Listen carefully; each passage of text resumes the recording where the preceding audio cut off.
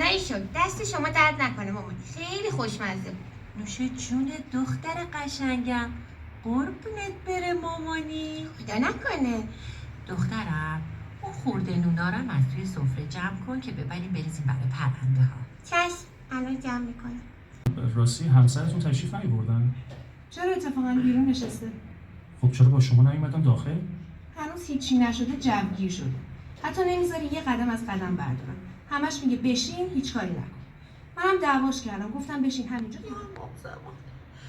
بدهی بالا آوردی؟ آره؟ کاش فقط بدهی بود. آبروم به باد رفت. این همه سال با آبرو کار کردم ولی یه جا وا دادم. طمع کردم. برو بابا یه چیزی میگی خودت مریضی. نمیگم مرض داری، میگم ممکنه مرض قند داشته باشی. دیابت آقا، دیابت.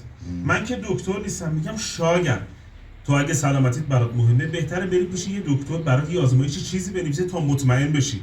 اصلا انشالله که هیچ چیز نباشه ولی جهت اطمینان برو که خیال خودت راحت باشه. آره خب اینطور که تو میگی ضرری که نداره.